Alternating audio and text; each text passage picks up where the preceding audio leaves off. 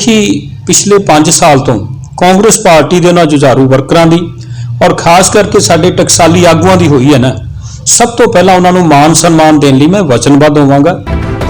कि सत्कार कौर गहरी नूं किड्डी क वड्डी लीडर समझदे हो जिन्हें 5 साल दे विच लोकां दा एडा वड्डा प्यार संभालिया ही नहीं और लोकां दी एडी वड्डी अनदेखी कीती, उस तो वड्डा बदकिस्मत बंदा किते दुनिया च नहीं हुंदा। जे कोई कहता कि किसी की आवाज़ डब की है तो उस आवाज़ का DNA आ जाता, वो करवा लो।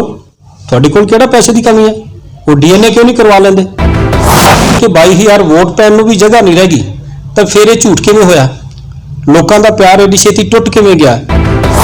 थानू मैं दस दियां कि 200 तो प्लस साडियां जिहड़ियां सरपंचियां ने, वो सारियां दे विच ही वड्डा स्कैम है। कोई एक भी सरपंचों खड़ा कर देन लियान के भी आ ईमानदारी दे नाल इहदा बनदा हक दिता इहनूं। और जिहड़ा पिछले 10 साल वड्डा अकाली भाजपा ने इत्थे विनाश कीता सी, देखो 31,000 करोड़ रुपये का एक वड्डा स्कैम जिहड़ा आदेश प्रताप सिंह कैरों खा गया। और जदों प्रकाश सिंह बादल ने कहा कि सेंटर वालों मेरे तो पुछगिछ की जा रही, तो वह कहता बापू पहला आपके पुत नूं पुछ। नरेंद्र मोदी ने आपदी कीती हुई गल वापस लई है, साडे सिर कोई आसान नहीं कीता। जिहड़े साडे 750 के करीब किसान शहादत का जाम पी के गए ने, वो अपनी जिंदगी की जंग हार गए, लेकिन सानू जित का मुंह दिखा के गए ने। कि उन्होंने परिवारों वास्ते अज तक वो मुँह चो कोई शब्द निकलिया, परिवारों वास्ते की प्रबंध करन जा रहे हैं।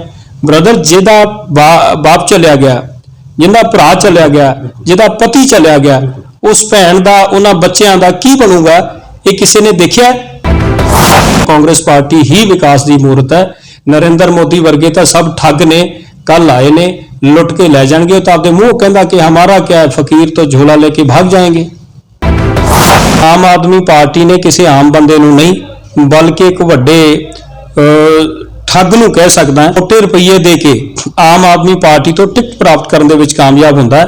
ये साडी खुशकिस्मती होएगी कि एक बाहरी उम्मीदवार है और उहदी जिहड़ी पिछोकड़ है वो बड़ा होर ढंग दा जिन्होंने लोग समझ चुके ने, तो उहदे च जिहड़ी मैनूं चोण जितनी बहुत सौखी होएगी। आम आदमी पार्टी लोगों दे विच विचरना शुरू किया ना, तो भगवंत मान जी अक्सर स्टेजां तो बोलते सी कि तुहाडे विचों एक आम बंदा तुहाडा कैंਡੀਡੇਟ हो सकता है कि 25-25 50-50 लाख रुपये लैके तुसीं जिन्हां लोकां नूं टिकटां दे रहे हो, कि ये जिहड़ी अनमोल गगन मान है या ये आशू बांगड़ है जिहदे पिछे डॉक्टर अजमेर कालड़ा बैठा रुपये मोटे खर्च कर रहा है, कि ये लोग जिहड़ी वड्डी इन्वेस्टमेंट कर रहे हैं, वड्डे पैसे तुहानूं भर रहे हैं, वो कल नूं तुहानूं बख्शणगे।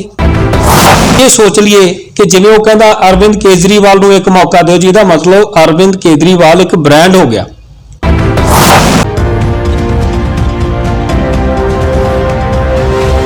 जी देश दुनिया में तुहाडा स्वागत है। मैं सुखविंदर सिंह। अज साडे नाल कांग्रेसी जिहड़े आगू ने अमरजीत सिंह जी वो साडे नाल इत्थे मौजूद ने, जिहड़े वो भी इत्थों देहाती तो टिकट दे चाहवान ने। उन्हां दे नाल आपां गलबात करदे हां, उन्हां दा की कहना। सब तो पहला देश दुनिया में तुहाडा स्वागत है जी। बहुत बहुत धन्यवाद जी तुहाडा ते तुहाडे चैनल के माध्यम तो जुड़न वाले सारे दर्शकों का। मैं सारिਆਂ ਨੂੰ फतेह की सांझ पाउणा। वाहिगुरू जी का खालसा, वाहिगुरू जी की फतेह। ये जिहड़ी तुसीं देहाती तो टिकट मंग रहे हो, इहदे बारे तुसीं की कहना चाहोगे? देखो जी फिरोजपुर देहाती हल्के की गल है, फिरोजपुर देहाती हल्का 2009 की जी डीलिमिटेशन की नवी रिपोर्ट आई सी, उहदे च होंद च आया। और 2010 तो लगभग मैं इस कांग्रेस पार्टी के माध्यम तो इस हल्के दे विच डटिया होया।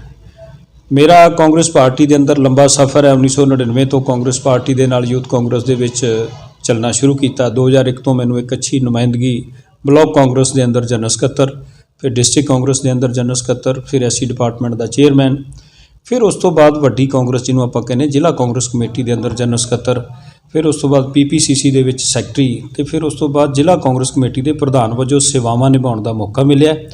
और पिछले 11.5 साल तो ज़्यादा समा हो गया मैनूं फिरोजपुर देहाती हल्के के अंदर विचरदियां नूं एज ए कैंਡੀਡੇਟ। और लोगों का बड़ा प्यार मेरे नाल है। उस प्यार के सदका और पार्टी के कीते हुए मेहनत सदका मैं आस करदा उस अकाल पुरख वाहिगुरू तो कि मैनूं ये मौका मिलेगा और मैं इस हल्के दी जी जान तो और ट्रांसपेरेंटी दे नाल सच्चे सुच्चे ईमानदार सेवादार वजों इत्थों दीयां सेवावां निभावांगा। जे तुहानूं कांग्रेस पार्टी टिकट दिंदी है देहाती हल्के तो तुहाडा फिरोजपुर लई पहला एजेंडा की होएगा? ਦੇਖੋ ਏਜੰਡੇ ਤਾਂ ਬਹੁਤ ਨੇ, ਮੈਂ 1 ਦਰਜਨ ਦੇ ਕਰੀਬ ਇੱਕ ਵਾਅਦੇ ਜਾਰੀ ਕੀਤੇ ਨੇ। ਸਭ ਤੋਂ ਪਹਿਲਾਂ ਜਿਹੜੀ ਸਾਡੀ ਫਿਰੋਜ਼ਪੁਰ ਦਿਹਾਤੀ ਹਲਕੇ ਦੀ ਗੱਲ ਨਾ, ਉਹਦੇ ਅੰਦਰ ਜਿਹੜੇ ਸਾਡੇ ਕਾਂਗਰਸ ਪਾਰਟੀ ਦੇ ਪੁਰਾਣੇ ਟਕਸਾਲੀ ਜੁਝਾਰੂ ਆਗੂਆਂ ਦਾ ਪਿਛਲੇ ਦਿਨਾਂ ਦੇ ਵਿੱਚ ਬਹੁਤ ਵੱਡੀ ਅਣਦੇਖੀ ਹੋਈ ਹੈ।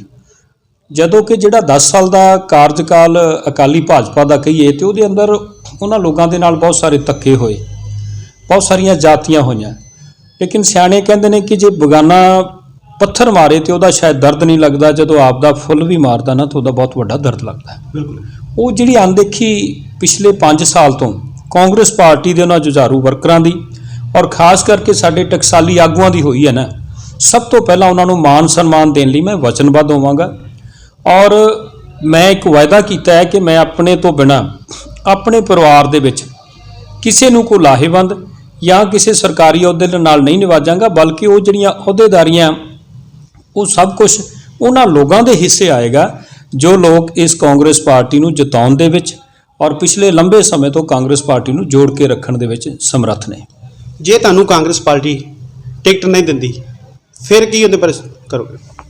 ਦੇਖੋ ਮੈਂ ਕਾਂਗਰਸ ਪਾਰਟੀ ਦਾ ਸਿਪਾਹੀ ਹਾਂ। ਕਾਂਗਰਸ ਪਾਰਟੀ ਦਾ ਜੋ ਹੁਕਮ ਹੋਏਗਾ ਉਹ ਮੇਰੇ ਸਿਰ ਮੱਥੇ ਹੋਏਗਾ। ਮੈਂ ਕਾਂਗਰਸ ਦੇ ਨਾਲ ਹਾਂ, ਜੋ ਕਾਂਗਰਸ ਕਰੇਗੀ ਉਹ ਮੇਰੇ ਲਈ ਠੀਕ ਹੋਏਗਾ। ਕਿਹਦੇ ਨਾਲ ਤੁਰੋਗੇ? ਕਾਂਗਰਸ ਪਾਰਟੀ ਦੇ ਨਾਲ। ਇਹ ਕਾਂਗਰਸ ਪਾਰਟੀ ਨਾਲ ਤੁਰੋਗੇ। ਉੱਥੋਂ ਦੇ ਸਤਿਕਾਰ ਕੌਰ ਗੈਰੀ ਜੀ ਵੀ ਉੱਥੋਂ ਦੇ ਨੇ, ਲਵੀ ਹੈ ਨਾ ਜੀ, ਕਾਂਗਰਸ ਪਾਰਟੀ ਵੀ ਉੱਥੋਂ ਦੇ ਬਹੁਤ ਲਵੀ ਹੈਗੇ ਨੇ ਹੈ ਨਾ, ਜਿਨ੍ਹਾਂ ਨਾਲ ਤੁਸੀਂ ਤੁਰੋਗੇ, ਉਹਦੇ ਬਾਰੇ ਤੁਹਾਡਾ ਕੀ ਕਹਿਣਾ? ਤੁਸੀਂ ਸਤਿਕਾਰ ਕੌਰ ਗਹਿਰੀ ਨੂੰ ਕਿੰਨੀ ਕੁ ਵੱਡੀ ਲੀਡਰ ਸਮਝਦੇ ਹੋ, ਜਿਹਨੇ 5 ਸਾਲ ਦੇ ਵਿੱਚ ਲੋਕਾਂ ਦਾ ਐਡਾ ਵੱਡਾ ਪਿਆਰ ਸੰਭਾਲਿਆ ਹੀ ਨਹੀਂ ਔਰ ਲੋਕਾਂ ਦੀ ਐਡੀ ਵੱਡੀ ਅਣਦੇਖੀ ਕੀਤੀ। ਉਸ ਤੋਂ ਵੱਡਾ ਬਦਕਿਸਮਤ ਬੰਦਾ ਕਿਤੇ ਦੁਨੀਆ 'ਚ ਨਹੀਂ ਹੁੰਦਾ। ਮੇਰੀ ਆਈਡੀਓਲੋਜੀ ਜਿਹੜੀ ਹੈਗੀ ਆ ਉਹ ਕਾਂਗਰਸ ਪਾਰਟੀ ਦੀ ਹੈ ਔਰ ਕਾਂਗਰਸ ਪਾਰਟੀ ਦੇ ਵਿੱਚ ਜਿਹੜੇ ਮੇਰੇ ਮੁੱਖ ਲੀਡਰ ਨੇ ਉਹ ਹੈਗੇ ਨੇ ਸ਼੍ਰੀ ਰਾਹੁਲ ਗਾਂਧੀ ਜੀ, ਔਰ ਉਸ ਤੋਂ ਬਾਅਦ ਸਾਡੇ ਪੰਜਾਬ ਦੇ ਪ੍ਰਧਾਨ ਸਰਦਾਰ ਨਵਜੋਤ ਸਿੰਘ ਸਿੱਧੂ ਜੀ, ਔਰ ਸਾਡੇ ਮੁੱਖ ਮੰਤਰੀ ਸ਼੍ਰੀ ਸਰਦਾਰ ਚਰਨਜੀਤ ਸਿੰਘ ਚੰਨੀ ਜੀ। ਜੋ ਮੈਨੂੰ ਹੁਕਮ ਲਾਉਣਗੇ ਮੈਂ ਉਹਨਾਂ ਦੇ ਹੁਕਮ ਮੁਤਾਬਕ ਕਾਂਗਰਸ ਪਾਰਟੀ ਦੀ ਸੇਵਾ ਵਾਸਤੇ ਖੜਾ ਹੈ ਔਰ ਖੜਾ ਰਵਾਂਗਾ। ਇਹੋ ਜਿਹੇ ਕਿਹੜੇ ਕੰਮ ਨੇ ਜਿਹੜੇ ਗੈਰੀ ਜੀ ਨੇ ਨਹੀਂ ਕੀਤੇ? ਦੇਖੋ ਬਹੁਤ ਸਾਰੇ ਕੰਮ ਨੇ, ਮੇਰੇ ਤੋਂ ਵੱਧ ਤੁਸੀਂ ਜਾਣਦੇ ਹੋ, ਤੁਸੀਂ ਸਿਆਣੇ ਹੋ, ਜਰਨਲਿਸਟ ਹੋ, ਕਿ ਸਭ ਤੋਂ ਪਹਿਲਾਂ ਜਿਹੜੀਆਂ ਅਹੁਦੇਦਾਰੀਆਂ ਹੁੰਦੀਆਂ ਨੇ, ਚੇਅਰਮੈਨੀਆਂ, ਬਲਾਕ ਸਮਤੀਆਂ ਦੀਆਂ ਮੈਂਬਰ ਬਣਨਾ ਜ਼ਿਲ੍ਹਾ ਪ੍ਰੀਸ਼ਦ ਦੇ ਅੰਦਰ, ਔਰ ਖਾਸ ਕਰਕੇ ਜਿਹੜੀਆਂ ਪਿੰਡਾਂ ਦੀਆਂ ਸਰਪੰਚੀਆਂ ਨੇ ਉਹਦੇ ਅੰਦਰ ਜਿੰਨਾ ਕੁਝ ਹੋਇਆ, ਮੈਂ ਬ੍ਰਦਰ ਉਹਦੇ ਅੰਦਰ ਨੈਗੇਟਿਵ ਗੱਲਾਂ ਦੇ ਵਿੱਚ ਬਹੁਤਾ ਜਾਣਾ ਨਹੀਂ ਚਾਹੁੰਦਾ, ਇਸ ਕਰਕੇ ਕਿਉਂਕਿ ਉਹ ਸਾਰੀਆਂ ਚੀਜ਼ਾਂ ਲੋਕ ਵੀ ਜਾਣਦੇ ਨੇ ਔਰ ਤੁਹਾਡੇ ਵਰਗੇ ਸੱਜਣਾ ਨੇ, ਮੈਂ ਧੰਨਵਾਦੀ ਹਾਂ ਪ੍ਰੈਸ ਦਾ, ਉਹਨਾਂ ਨੇ ਉਹ ਸਾਰੀਆਂ ਚੀਜ਼ਾਂ ਲਿਆ ਕੇ ਜਿੱਥੇ ਲੋਕਾਂ ਦੇ ਵਿੱਚ ਨਸ਼ਰ ਕੀਤੀਆਂ ਨੇ ਉੱਥੇ ਹਾਈ ਕਮਾਂਡ ਤੱਕ ਵੀ ਪਹੁੰਚਦੀਆਂ ਕਰ ਦਿੱਤੀਆਂ ਨੇ। ਹੁਣ ਉਹ ਸਾਰੀਆਂ ਚੀਜ਼ਾਂ ਨੂੰ ਦੇਖਦੇ ਹੋਏ ਕਾਂਗਰਸ ਹਾਈ ਕਮਾਂਡ ਇੱਕ ਨਵਾਂ ਫੈਸਲਾ ਲੈਣ ਜਾ ਰਹੀ ਹੈ ਔਰ ਸੱਚਮੁੱਚ ਪਰਮਾਤਮਾ ਦੀ ਕਿਰਪਾ ਦੇ ਨਾਲ ਸਾਫ਼ ਸੁਥਰੇ ਔਰ ਇਮਾਨਦਾਰ ਲੀਡਰ ਦੀ ਇਸ ਹਲਕੇ ਨੂੰ ਜ਼ਰੂਰਤ ਹੈ, ਕਿਉਂਕਿ ਇਸ ਹਲਕੇ ਦੀ ਨੁਮਾਇੰਦਗੀ ਜਿਹੜੇ ਪੁਰਾਣੇ ਸਾਡੇ ਸਾਬਕਾ ਵਿਧਾਇਕ ਜੋ ਸਵਰਗੀ ਹੈ ਚਲੇ ਗਏ ਨੇ ਇਸ ਦੁਨੀਆ ਦੇ ਉੱਤੋਂ, ਸਰਦਾਰ ਰਵਿੰਦਰ ਸਿੰਘ ਜੀ ਬੱਬਲ ਸੰਧੂ, ਅੱਜ ਲੋਕ ਉਹਨਾਂ ਦੀ ਕਾਰਗੁਜ਼ਾਰੀ ਨੂੰ ਯਾਦ ਕਰਦੇ ਨੇ ਔਰ ਚਾਹੁੰਦੇ ਨੇ ਕਿ ਸਾਨੂੰ ਸੱਚਾ ਸੁੱਚਾ ਤੇ ਇਮਾਨਦਾਰ ਸਿਆਸਤਦਾਨ ਉਹ ਮਿਲੇ ਜਿਹੜਾ ਸਾਡੀ ਗੱਲ ਨੂੰ ਸੁਣੇ ਔਰ ਸਾਡੀ ਗੱਲ ਨੂੰ ਸਮਝੇ। ਜਿਹੜਾ ਸਰਪੰਚੀਆਂ ਦੀ ਗੱਲ ਕੀਤੀ ਤੁਸੀਂ, ਸਰਪੰਚੀਆਂ ਦਾ ਕੀ ਹੈ ਜੀ, ਇਹਦੇ ਬਾਰੇ ਤੁਹਾਨੂੰ ਦੱਸੋਗੇ? ਬ੍ਰਦਰ ਸਰਪੰਚੀਆਂ ਦੇ ਇੱਕ ਬਹੁਤ ਵੱਡਾ ਇੱਕ ਸਕੈਮ ਹੈ ਜਿਹਦੇ ਵਿੱਚ ਪੈਸਿਆਂ ਦੇ ਲੈਣ ਦੇਣ ਬਹੁਤ ਸਾਰੀਆਂ ਗੱਲਾਂ ਸਾਨੂੰ ਪੂਰਾ ਕਲੀਅਰ ਕਰਕੇ ਦੱਸਣਾ ਮੜਾ ਕੀ ਇਹਦਾ ਹੈਗਾ। ਦੇਖੋ ਆ 2 ਦਿਨ ਪਹਿਲਾਂ ਹੀ ਮੈਂ ਇੱਕ ਸੋਸ਼ਲ ਮੀਡੀਆ ਦੇ ਉੱਤੇ ਸੁਣ ਰਿਹਾ ਸੀ, ਇੱਕ ਸਰਪੰਚ ਕਹਿ ਰਿਹਾ ਸੀ ਕਿ ਮੇਰੇ ਨਾਲ 10 ਲੱਖ ਰੁਪਏ ਦਾ ਲੈਣ ਦੇਣ ਕਰਕੇ ਤੇ ਕੋਈ ਸਰਪੰਚੀ ਦੀ ਕਮਿਟਮੈਂਟ ਕੀਤੀ ਹੋਣੀ ਹੈ, ਫਿਰ ਉਸ ਤੋਂ ਬਾਅਦ ਕਿਸੇ ਹੋਰ ਨੇ ਉਸ ਤੋਂ ਜ਼ਿਆਦਾ ਪੈਸੇ ਦੇਤੇ, ਉਹ ਤੀਸਰਾ ਇੱਕ ਕੈਂਡੀਡੇਟ ਆ ਗਿਆ ਉਹਨੇ ਕੁਝ ਹੋਰ ਦੇ ਦਿੱਤੇ। ਸੋ ਉਹਨਾਂ ਗੱਲਾਂ ਨੂੰ ਧਿਆਨ 'ਚ ਰੱਖ ਕੇ ਉਹਨਾਂ ਨੇ ਜਿੱਥੋਂ ਜ਼ਿਆਦਾ ਗੱਫਾ ਮਿਲਿਆ ਉਹਨੂੰ ਸਰਪੰਚ ਬਣਾ ਦਿੱਤਾ ਤੇ ਦੂਸਰੇ ਲੋਕਾਂ ਨੇ ਜਦੋਂ ਪੈਸੇ ਵਾਪਸ ਮੰਗੇ ਤੇ ਉਹਨਾਂ ਦੇ ਉੱਤੇ ਕਿਸੇ ਤਰ੍ਹਾਂ ਦੇ ਕੋਈ ਪਰਚੇ ਦਰਜ ਕਰਵਾਏ ਗਏ। ਸੋ ਇਹ ਗੱਲਾਂ ਮੇਰੇ ਕਹਿੰਦੀਆਂ ਨਹੀਂ, ਮੈਂ ਨੈਗੇਟਿਵ ਪੱਖ ਨਹੀਂ ਬੋਲਣਾ ਚਾਹੁੰਦਾ। ਉਹ ਸਭ ਕੁਝ ਹਲਕੇ ਦੇ ਵਿੱਚੋਂ ਉਗਲ ਚੁੱਕਿਆ ਔਰ ਬਾਹਰ ਆ ਚੁੱਕਿਆ। ਲੋਕ ਉਸ ਗੱਲ ਦੀ ਉਡੀਕ 'ਚ ਨੇ ਕਿ ਸਾਨੂੰ ਨਵਾਂ ਤੇ ਸਾਫ਼ ਸੁਥਰਾ ਚਿਹਰਾ ਇਸ ਹਲਕੇ ਤੋਂ ਜਿਹੜਾ ਸਾਡੇ ਨਾਲ ਲੰਬੇ ਸਮੇਂ ਤੋਂ ਵਿਚਰਦਾ ਹੋਵੇ, ਜਿਹਨੂੰ ਅਸੀਂ ਪਰਖ ਚੁੱਕੇ ਹੋਈਏ, ਉਹ ਚਿਹਰਾ ਚਾਹੀਦਾ ਤਾਂ ਕਿ ਅਸੀਂ ਕਾਂਗਰਸ ਪਾਰਟੀ ਨੂੰ ਉਸੇ ਹੀ ਰਿਸਪੈਕਟ ਦੇ ਨਾਲ ਵੱਡੀ ਲੀਡ ਦੇ ਨਾਲ ਇੱਥੋਂ ਜਿਤਾ ਕੇ ਦਈਏ। ਜਿਹੜੀਆਂ ਇਹਨਾਂ ਦੀਆਂ ਵੀਡੀਓ ਵਾਇਰਲ ਹੋ ਰਹੀਆਂ ਨੇ ਉਹ ਸਹੀ ਹੋ ਰਹੀਆਂ ਨੇ ਜੀ? ਬਿਲਕੁਲ ਜੀ, ਹੁਣ ਸਹੀ ਨਾ ਸਹੀ ਵਾਲੀ ਕਿਹੜੀ ਗੱਲ ਹੋ ਗਈ, ਜਦੋਂ ਉਹਦੇ ਵਿੱਚ ਸਤਿਕਾਰ ਕੌਰ ਆਪ ਮੰਨਦੀ ਪਈ ਹੈ ਕਿ ਆਵਾਜ਼ ਤਾਂ ਮੇਰੀ ਹੋਈ ਹੈ ਜੀ। ਤੇ ਦੂਸਰੀ ਗੱਲ ਇਹ ਹੈ ਕਿ ਜੋ ਕੁਝ ਹੋਇਆ ਉਹ ਸਾਰਾ ਕੁਝ ਹੁਣ ਤਾਂ ਸਾਹਮਣੇ ਆ ਗਿਆ, ਕਦੇ ਵੀਡੀਓ ਵੀ ਗਲਤ ਹੋ ਸਕਦੀਆਂ ਨੇ। ਉਹ ਕਹਿ ਰਹੇ ਡਬਿੰਗ ਕਰਕੇ ਕੀਤਾ ਕੁਛ ਤਾਂ ਇਹੋ ਜਿਹਾ ਕੁਝ ਨਹੀਂ ਹੁੰਦਾ। ਡਬਿੰਗ ਕਰਕੇ ਤੁਸੀਂ ਜੇ ਡਬਿੰਗ ਵਾਲਾ ਤੇ ਫਿਰ ਤੁਸੀਂ ਉਹਦੇ ਮਗਰ ਕਿਉਂ ਨਹੀਂ ਪੈਂਦੇ, ਤੁਸੀਂ ਉਹਦੇ ਤੇ ਕੇਸ ਕਿਉਂ ਨਹੀਂ ਦਰਜ ਕਰਵਾ ਦਿੰਦੇ, ਉਹਦੀ ਤੁਸੀਂ ਘੋਖ ਕਿਉਂ ਨਹੀਂ ਕਰਵਾ ਲੈਂਦੇ? ਅੱਜ ਕੱਲ ਤਾਂ ਦੇਖੋ ਬੜੀ ਟੈਕਨੋਲੋਜੀ ਵੱਡੀ ਆ ਗਈ, ਜੇ ਕੋਈ ਕਹਿੰਦਾ ਕਿ ਕਿਸੇ ਦੀ ਆਵਾਜ਼ ਡਬ ਕੀਤੀ ਹੈ ਤੇ ਉਸ ਆਵਾਜ਼ ਦਾ ਡੀਐਨਏ ਆ ਜਾਂਦਾ, ਉਹ ਕਰਵਾ ਲਓ। ਤੁਹਾਡੇ ਕੋਲ ਕਿਹੜਾ ਪੈਸੇ ਦੀ ਕਮੀ ਹੈ? ਉਹ ਡੀਐਨਏ ਕਿਉਂ ਨਹੀਂ ਕਰਵਾ ਲੈਂਦੇ? ਕਰਵਾ ਕੇ ਉਹਨਾਂ ਦੇ ਉੱਤੇ ਪਰਚਾ ਦਰਜ ਕਰਾਉਣ, ਔਰ ਸਭ ਤੋਂ ਪਹਿਲਾਂ ਲੋਕਾਂ ਦੇ ਵਿੱਚ ਆਪਦੀ ਸੱਚਾਈ ਸਾਬਤ ਕਰਨਾ ਕਿ ਅਸੀਂ ਇੱਥੇ ਸੱਚੇ ਹਾਂ, ਅਸੀਂ ਇੱਥੇ ਸਾਫ਼ ਹਾਂ, ਇੱਥੇ ਪਾਕ ਹਾਂ। ਇਹੋ ਜਿਹਾ ਕੁਛ ਹੈ ਹੀ ਨਹੀਂ। ਉਹ ਸੱਚਾਈ ਕਿੱਦਾਂ ਉਹਨਾਂ ਨੂੰ ਲੱਗੇਗਾ ਵੀ ਇਹ ਸੱਚਾਈ, ਜੇ ਤੁਸੀਂ ਕਹਿ ਰਹੇ ਹੋ ਸੱਚਾਈ ਉਹੀ ਹੈ ਜੋ ਵੀਡੀਓ ਵਾਇਰਲ ਸਹੀ ਹੋ ਰਹੀਆਂ ਨੇ, ਤਾਂ ਸੱਚਾਈ ਕੀ ਉਹਦੇ ਵਿੱਚ ਤੇ ਗਲਤ ਕੀ? ਗਲਤ ਐਂ ਹੁੰਦਾ ਹੈ ਕਿ ਜਦੋਂ ਕਿਸੇ ਦਾ ਸੱਚ ਉਹਦੇ ਸਾਹਮਣੇ ਆਉਂਦਾ ਹੈ, ਔਰ ਖ਼ਾਸ ਕਰਕੇ ਜਦੋਂ ਉਹਨੂੰ ਆਪਦੇ ਕੀਤੇ ਤੇ ਪਛਤਾਵਾ ਹੁੰਦਾ, ਤੇ ਉਹ ਬੰਦੇ ਦੀ ਇੱਕ ਲਾਸਟ ਮੂਮੈਂਟ ਹੁੰਦੀ ਹੈ ਕਿ ਉਹਦੇ ਤੋਂ ਮੁੱਕਰਿਆ ਜਾਵੇ, ਭੱਜਿਆ ਜਾਵੇ। ਚੋਰ ਨੇ ਕਦੇ ਮੰਨਿਆ ਕਿ ਮੈਂ ਚੋਰ ਹਾਂ? ਇਹ ਹਲਕਾ ਕਹਿੰਦਾ, ਇਹ ਲੋਕ ਕਹਿੰਦੇ ਨੇ, ਪ੍ਰੈਸ ਕਹਿੰਦੀ ਹੈ। ਜਿਸ ਬੰਦੇ ਨੇ ਮਾੜਾ ਕੰਮ ਕੀਤਾ ਹੈ ਉਹਨੂੰ ਮਾੜਾ ਨਹੀਂ ਕਵਾਂਗੇ ਤੇ ਫਿਰ ਕੀ ਕਵਾਂਗੇ? ਬੰਦੇ ਨੂੰ ਲੋਕ 22,000 ਵੋਟਾਂ ਦੇ ਨਾਲ ਜਿਤਾਉਂਦੇ ਨੇ, ਤੇ ਫਿਰ ਉਸ ਤੋਂ ਬਾਅਦ ਅਜਿਹੀਆਂ ਰਿਪੋਰਟਾਂ ਆਉਂਦੀਆਂ ਨੇ ਕਿ 22,000 ਵੋਟ ਪੈਣ ਨੂੰ ਵੀ ਜਗ੍ਹਾ ਨਹੀਂ ਰਹਿ ਗਈ। ਤਾਂ ਫਿਰ ਇਹ ਝੂਠ ਕਿਵੇਂ ਹੋਇਆ? ਲੋਕਾਂ ਦਾ ਪਿਆਰ ਐਡੀ ਛੇਤੀ ਟੁੱਟ ਕਿਵੇਂ ਗਿਆ?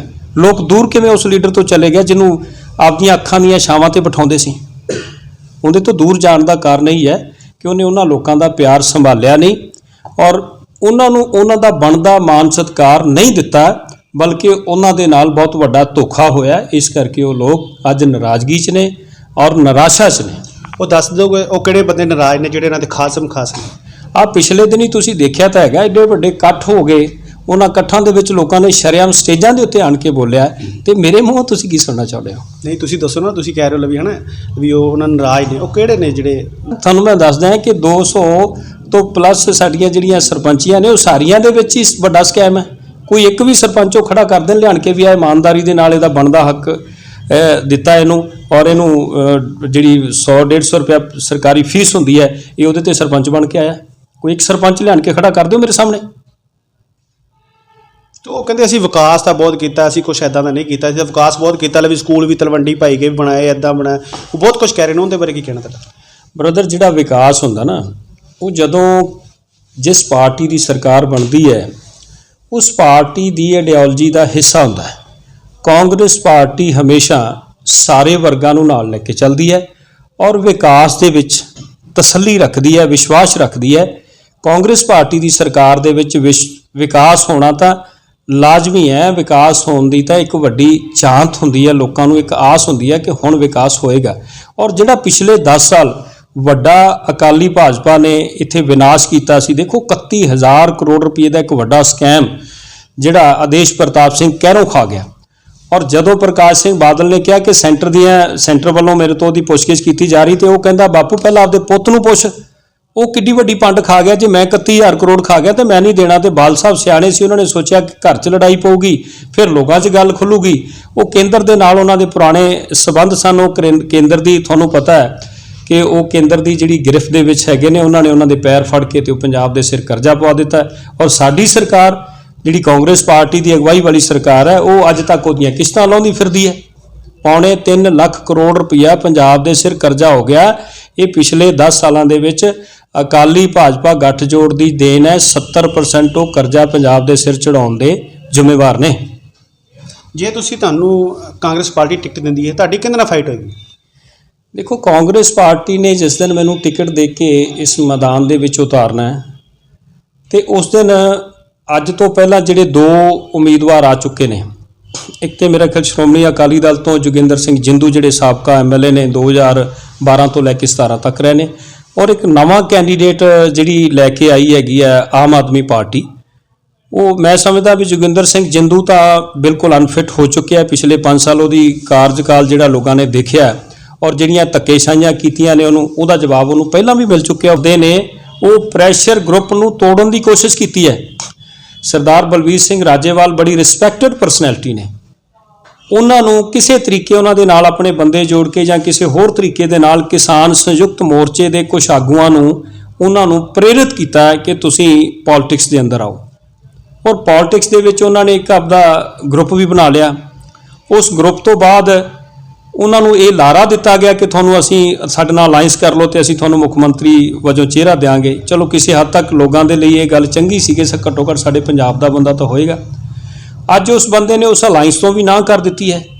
ਔਰ ਉਹਦੇ ਮਨ 'ਚ ਪਤਾ ਨਹੀਂ ਕੀ ਹੈ, ਜਿਵੇਂ ਹਰਿਆਣੇ ਦੇ ਨਾਲ ਵੱਡਾ ਧੋਖਾ ਹੋਇਆ ਨਾ, ਮਨੋਹਰ ਲਾਲ ਖੱਟਰ ਜੀ ਨੂੰ ਲਿਆਣ ਕੇ ਮੁੱਖ ਮੰਤਰੀ ਬਣਾ ਦਿੱਤਾ ਗਿਆ। ਔਰ ਹਰਿਆਣਾ ਅੱਜ ਪਛੜ ਕੇ ਕਿੱਥੇ ਜਾ ਡਿੱਗਿਆ ਹੈ। ਜਿਹੜਾ ਪੰਜਾਬ ਦੇ ਹਿੰਦੁਸਤਾਨ ਦੇ ਇੰਡੈਕਸ ਦੇ ਵਿੱਚ ਕਦੇ 11ਵੇਂ ਨੰਬਰ ਤੇ ਹੁੰਦਾ ਸੀ, ਉਹ ਅੱਜ 17ਵੇਂ ਨੰਬਰ ਤੇ ਆਇਆ। ਜੇ ਕਿਸਾਨ ਜਥੇਬੰਦੀਆਂ ਇੱਥੇ ਉਤਰਦੀਆਂ ਨੇ, ਜੇ ਕਦੇ ਇਲੈਕਸ਼ਨ ਲੜਦੀਆਂ ਨੇ ਕੋਈ ਹਣੇ ਐਮਐਲ ਦਾ, ਤਾਂ ਉਹ ਵੀ ਤੁਹਾਨੂੰ ਉਹਦੇ ਨਾਲ ਕਿੰਨਾ ਕੁ ਫਰਕ ਪਏਗਾ? ਫਰਕ ਨਹੀਂ ਜੀ, ਬਹੁਤ ਮੰਦਭਾਗਾ ਹੋਏਗਾ। ਮੈਂ ਪਹਿਲਾਂ ਵੀ ਤੁਹਾਨੂੰ ਕਿਹਾ ਕਿ 3 ਗੱਲਾਂ ਸੀਗੀਆਂ ਜਿਹਦੇ ਕਰਕੇ ਅਸੀਂ ਸੰਘਰਸ਼ ਜਿੱਤੇ ਹਾਂ। ਤੁਹਾਨੂੰ ਪਤਾ ਹੈ, ਇਸ ਦੇਸ਼ ਦੇ ਵਿੱਚ ਜਦੋਂ ਤੋਂ ਨਰਿੰਦਰ ਮੋਦੀ ਦੀ ਅਗਵਾਈ ਵਾਲੀ ਸਰਕਾਰ ਆਈ ਹੈ, ਉਹ 6 ਤੋਂ 7 ਬਿੱਲ ਇੰਨੇ ਕੋ ਭੈੜੇ ਲੈ ਕੇ ਆਈ ਹੈ ਕਿ ਜਿਹੜੇ ਮਨੁੱਖਤਾ ਦੇ, ਮਾਨਵਤਾ ਦੇ ਬਹੁਤ ਖਿਲਾਫ ਨੇ। ਔਰ ਖਾਸ ਕਰਕੇ ਜਿਹੜੇ ਕ੍ਰਿਸ਼ੀ ਕਾਨੂੰਨ ਸੀਗੇ, ਉਹ ਤਾਂ ਬਿਲਕੁਲ ਹਰ ਉਸ ਬੰਦੇ ਦੇ ਖਿਲਾਫ ਸੀ ਜਿਹਨੂੰ ਪੇਟ ਲੱਗਿਆ, ਜਿਹਨੂੰ ਹਰ ਰੋਜ਼ ਭੋਜਨ ਚਾਹੀਦਾ, ਉਸ ਬੰਦੇ ਦੀ ਵੀ ਉਹ ਖਿਲਾਫ ਸੀ। ਵਾਪਸ ਜਾਣ ਦਾ ਪਤਾ ਕੀ ਉਹਦੇ ਪਿੱਛੇ ਤਾਕਤ ਹੈਗੀ ਹੈ? ਸਭ ਤੋਂ ਪਹਿਲੀ ਕਿ ਸਾਡੇ ਕੋਲ ਇੱਕ ਪ੍ਰੈਸ਼ਰ ਗਰੁੱਪ ਕਿਸਾਨ ਜਥੇਬੰਦੀਆਂ ਦਾ, ਮਾਨਯੋਗ ਸਾਡੇ ਜਿੰਨੇ ਵੀ ਉਸ ਕਿਸਾਨ ਜਥੇਬੰਦੀਆਂ ਦੇ ਆਗੂ ਸਨ, ਇੱਕ ਸੰਯੁਕਤ ਮੋਰਚਾ ਸੀਗਾ। ਉਸ ਮੋਰਚੇ ਦੀ ਤਾਕਤ, ਜਿਹਦੀਆਂ ਸਾਰੀਆਂ ਪਾਰਟੀਆਂ ਉੱਥੇ ਜਾ ਕੇ ਦਿੱਲੀ ਪਾਣੀ ਭਰਦੀਆਂ ਰਹੀਆਂ ਨੇ, ਅਸੀਂ ਵੀ ਉਸ ਸੇਵਾ ਦੇ ਵਿੱਚ ਜਾਂਦੇ ਰਹੇ ਹਾਂ। ਉਸ ਪ੍ਰੈਸ਼ਰ ਗਰੁੱਪ ਨੂੰ ਮੈਂ ਸਭ ਤੋਂ ਪਹਿਲਾਂ ਵਧਾਈ ਦਿੰਦਾ। ਔਰ ਦੂਸਰਾ, ਪੰਜਾਬ ਦੇ ਵਿੱਚ ਐਂਟੀ ਬੀਜੇਪੀ ਸਰਕਾਰ ਦਾ ਹੋਣਾ। ਕਾਂਗਰਸ ਪਾਰਟੀ ਨੇ ਉਸ ਸਮੇਂ ਦੇ ਉੱਤੇ ਜਿਹੜਾ ਲਾਹਾ ਇਹਨਾਂ ਨੇ ਲਿਆ, ਕੋਵਿਡ ਦਾ ਸਮਾਂ ਚੱਲਦਾ ਸੀਗਾ, ਉਹ ਕੋਵਿਡ ਵਾਲੀਆਂ ਜਿਹੜੀਆਂ ਸੈਕਸ਼ਨਾਂ ਸੀਗੀਆਂ, ਉਹਨਾਂ ਸਾਰੀਆਂ ਨੂੰ ਕਾਂਗਰਸ ਪਾਰਟੀ ਦੀ ਸਰਕਾਰ ਨੇ ਇੱਕਦਮ ਪਾਸੇ ਕਰ ਦਿੱਤਾ ਔਰ ਕਿਸਾਨ ਜਥੇਬੰਦੀਆਂ ਨੂੰ ਖੁੱਲ੍ਹ ਕੇ ਸੰਘਰਸ਼ ਕਰਨ ਲਈ ਅੱਗੇ ਆਉਣ ਲਈ ਮੌਕਾ ਦਿੱਤਾ। ਹੁਣ ਮੋਦੀ ਜੀ 5 ਤਰੀਕ ਨੂੰ ਇੱਥੇ ਆ ਰਹੇ ਨੇ, ਉਸ ਗੱਲ ਉਹਦੇ ਬਾਰੇ ਤੁਸੀਂ ਕੀ ਕਹਿਣਾ ਚਾਹੋਗੇ? ਜਿਹੜੇ ਮੋਦੀ 5 ਤਰੀਕ ਨੂੰ ਇੱਥੇ ਨੀਂਹ ਪੱਥਰ ਰੱਖਣ ਆ ਰਹੇ ਨੇ ਤੇ ਉੱਥੇ ਕਿਸਾਨ ਜਥੇਬੰਦੀਆਂ ਨੇ ਕਿਹਾ ਸੀ ਵਿਰੋਧ ਵੀ ਕਰਾਂਗੇ, ਉਹਦੇ ਬਾਰੇ ਤੁਹਾਡਾ ਕੀ ਕਹਿਣਾ? ਇਹ ਬਹੁਤ ਅੱਛੀ ਗੱਲ ਹੈ ਔਰ ਉਹਨਾਂ ਦਾ ਵਿਰੋਧ ਕਰਨਾ ਬਣਦਾ ਵੀ ਹੈ, ਕਿਉਂਕਿ ਨਰਿੰਦਰ ਮੋਦੀ ਨੇ ਆਪਦੀ ਕੀਤੀ ਹੋਈ ਗੱਲ ਵਾਪਸ ਲਈ ਹੈ। ਸਾਡੇ ਸਿਰ ਕੋਈ ਆਸਾਨ ਨਹੀਂ ਕੀਤਾ। ਜਿਹੜੇ ਸਾਡੇ 750 ਦੇ ਕਰੀਬ ਕਿਸਾਨ ਸ਼ਹਾਦਤ ਦਾ ਜਾਮ ਪੀ ਕੇ ਗਏ ਨੇ, ਉਹ ਆਪਣੀ ਜ਼ਿੰਦਗੀ ਦੀ ਜੰਗ ਹਾਰ ਗਏ, ਲੇਕਿਨ ਸਾਨੂੰ ਜਿੱਤ ਦਾ ਮੂੰਹ ਦਿਖਾ ਕੇ ਗਏ ਨੇ। ਕਿ ਉਹਨਾਂ ਦੇ ਪਰਿਵਾਰਾਂ ਵਾਸਤੇ ਅੱਜ ਤੱਕ ਉਹਦੇ ਮੂੰਹ ਚੋਂ ਕੋਈ ਸ਼ਬਦ ਨਿਕਲਿਆ? ਕਿ ਅੱਜ ਤੱਕ ਉਹਨੇ ਕਿਹਾ ਕਿ ਮੈਂ ਉਹਨਾਂ ਦੇ ਪਰਿਵਾਰਾਂ ਨੂੰ ਕੀ ਦੇਣ ਜਾ ਰਿਹਾ ਜਾਂ ਉਹਨਾਂ ਦੇ ਪਰਿਵਾਰਾਂ ਵਾਸਤੇ ਕੀ ਪ੍ਰਬੰਧ ਕਰਨ ਜਾ ਰਿਹਾ? ਬ੍ਰਦਰ, ਜਿਹਦਾ ਬਾਪ ਚਲਿਆ ਗਿਆ, ਜਿਹਦਾ ਭਰਾ ਚਲਿਆ ਗਿਆ, ਜਿਹਦਾ ਪਤੀ ਚਲਿਆ ਗਿਆ, ਉਸ ਭੈਣ ਦਾ, ਉਹਨਾਂ ਬੱਚਿਆਂ ਦਾ ਕੀ ਬਣੂਗਾ? ਇਹ ਕਿਸੇ ਨੇ ਦੇਖਿਆ? ਲੇਕਿਨ ਕਾਂਗਰਸ ਪਾਰਟੀ ਨੇ ਸਭ ਤੋਂ ਪਹਿਲਾਂ ਉਹਨਾਂ ਨੂੰ 5-5 ਲੱਖ ਰੁਪਏ ਉਸ ਪਰਿਵਾਰ ਨੂੰ ਮਾਲੀ ਮਦਦ ਵਜੋਂ ਤੇ ਫਿਰ ਇੱਕ ਸਰਕਾਰੀ ਨੌਕਰੀ ਦੇ ਕੇ ਨਵਾਜਿਆ। ਮੈਂ ਸਮਝਦਾ ਕਿ ਕਾਂਗਰਸ ਪਾਰਟੀ ਦੀ ਜਿਹੜੀ ਆਈਡੀਓਲੋਜੀ ਹੈ ਉਹ ਇਸ ਦੇਸ਼ ਦੇ ਲਈ ਸਭ ਤੋਂ ਬੈਸਟ ਹੈ। ਔਰ ਕਾਂਗਰਸ ਪਾਰਟੀ ਸਾਰੇ ਵਰਗਾਂ ਨੂੰ, ਸਾਰੇ ਧਰਮਾਂ ਨੂੰ ਨਾਲ ਲੈ ਕੇ ਚੱਲਦੀ ਹੈ। ਕਾਂਗਰਸ ਪਾਰਟੀ ਹੀ ਵਿਕਾਸ ਦੀ ਮੂਰਤ ਹੈ। ਨਰਿੰਦਰ ਮੋਦੀ ਵਰਗੇ ਤਾਂ ਸਭ ਠੱਗ ਨੇ, ਕੱਲ ਆਏ ਨੇ, ਲੁੱਟ ਕੇ ਲੈ ਜਾਣਗੇ। ਉਹ ਤਾਂ ਆਪਦੇ ਮੂੰਹ ਕਹਿੰਦਾ ਕਿ ਹਮਾਰਾ ਕਿਆ ਹੈ, ਫਕੀਰ ਤੋਂ ਝੋਲਾ ਲੈ ਕੇ ਭਾਗ ਜਾਏਂਗੇ।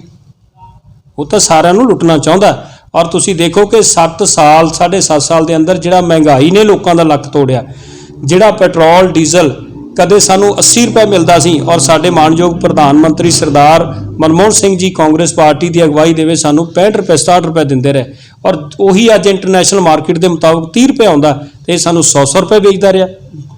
ਇਹ ਤਾਂ ਪੰਜਾਬ ਸਰਕਾਰ ਨੇ ਭਲਾ ਕੀਤਾ ਹੈ ਕਿ 10 ਰੁਪਏ ਡੀਜ਼ਲ ਦਾ ਤੇ 5 ਰੁਪਏ ਪੈਟਰੋਲ ਦਾ ਭਾਅ ਘੱਟ ਕੀਤਾ। ਆਪਣੇ ਆਪ ਨੂੰ ਬੜਾ ਖੁਸ਼ਕਿਸਮਤ ਸਮਝਦਾ ਹੈ, ਉਸ ਅਕਾਲ ਪੁਰਖ ਦਾ ਧੰਨਵਾਦੀ ਹੈ ਕਿ ਆਮ ਆਦਮੀ ਪਾਰਟੀ ਨੇ ਕਿਸੇ ਆਮ ਬੰਦੇ ਨੂੰ ਨਹੀਂ, ਬਲਕਿ ਇੱਕ ਵੱਡੇ ਠੱਗ ਨੂੰ ਕਹਿ ਸਕਦਾ ਕਿ ਜਿਹੜਾ ਬੰਦਾ ਹੁਸ਼ਿਆਰਪੁਰ ਤੋਂ ਚੱਲਦਾ ਹੈ ਔਰ ਮੋਗੇ ਦੇ ਵਿੱਚ ਆਣ ਕੇ ਇੱਕ ਹਸਪੀਟਲ ਦੇ ਵਿੱਚ ਪਹਿਲਾਂ ਤਾਂ ਲੈਬ ਟੈਕਨੀਸ਼ੀਅਨ ਹੁੰਦਾ ਹੈ, ਫਿਰ ਹੌਲੀ ਹੌਲੀ ਉਹਦੀ ਮੈਨੇਜਮੈਂਟ ਦਾ ਮੈਂਬਰ ਬਣਦਾ ਹੈ ਤੇ ਅੱਜ ਉਹ ਮੋਟੇ ਰੁਪਈਏ ਦੇ ਕੇ ਆਮ ਆਦਮੀ ਪਾਰਟੀ ਤੋਂ ਟਿਕਟ ਪ੍ਰਾਪਤ ਕਰਨ ਦੇ ਵਿੱਚ ਕਾਮਯਾਬ ਹੁੰਦਾ ਹੈ। ਇਹ ਸਾਡੀ ਖੁਸ਼ਕਿਸਮਤੀ ਹੋਏਗੀ ਕਿ ਇੱਕ ਬਾਹਰੀ ਉਮੀਦਵਾਰ ਹੈ ਔਰ ਉਹਦੀ ਜਿਹੜੀ ਪਿਛੋਕੜ ਹੈ ਉਹ ਬੜਾ ਹੋਰ ਢੰਗ ਦਾ, ਜਿਹਨੂੰ ਲੋਕ ਸਮਝ ਚੁੱਕੇ ਨੇ ਤੇ ਉਹਦੇ 'ਚ ਜਿਹੜੀ ਮੈਨੂੰ ਚੋਣ ਜਿੱਤਣੀ ਬਹੁਤ ਸੌਖੀ ਹੋਏਗੀ।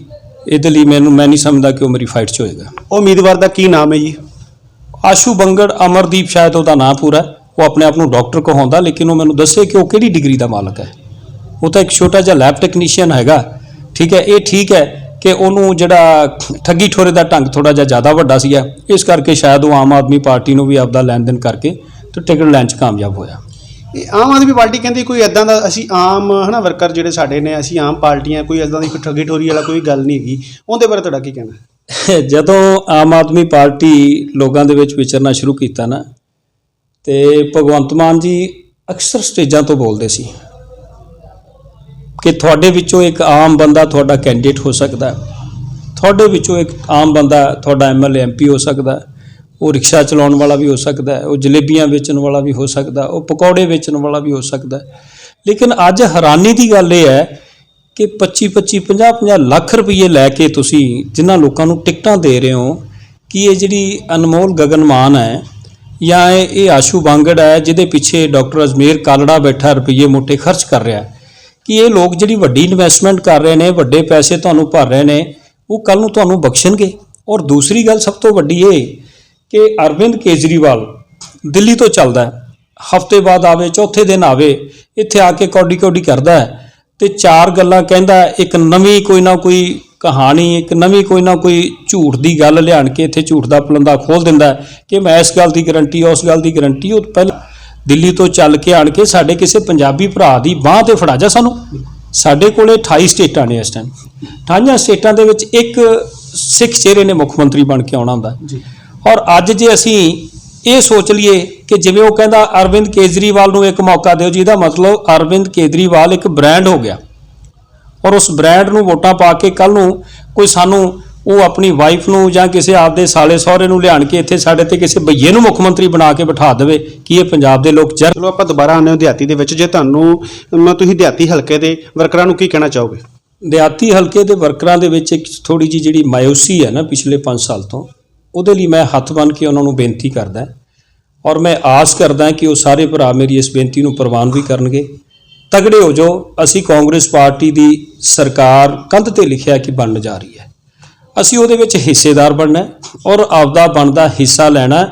ਜਿਹੜਾ ਉਹਨਾਂ ਦਾ ਮਾਨ ਸਨਮਾਨ ਅੱਜ ਤੱਕ ਨਹੀਂ ਉਹਨਾਂ ਨੂੰ ਮਿਲਿਆ ਜਾਂ ਉਹਨਾਂ ਦੇ ਲਈ ਉਹਨਾਂ ਨੂੰ ਠੇਸ ਪਹੁੰਚੀ ਹੈ, ਉਹ ਦਿਵਾਉਣ ਵਾਸਤੇ ਮੈਂ ਆਪਣੀ ਜੀ ਜਾਨ ਲਾ ਦਿਆਂਗਾ। ਔਰ ਮੈਂ ਇਸ ਗੱਲ ਦੀ ਵਚਨਬੱਧਤਾ ਤੁਹਾਡੇ ਮਾਧਿਅਮ ਤੋਂ ਔਰ ਉਹਨਾਂ ਨੂੰ ਵੀ ਮੈਂ ਬੇਨਤੀ ਕਰਦਾ ਅਕਾਲ ਪੁਰਖ ਨੂੰ ਹਾਜ਼ਰ ਨਾਜ਼ਰ ਜਾਣ ਕੇ ਕਿ ਉਹਨਾਂ ਸਾਰਿਆਂ ਦਾ ਬਣਦਾ ਮਾਨ ਸਨਮਾਨ ਮੈਂ ਬਹਾਲ ਕਰਾਂਗਾ।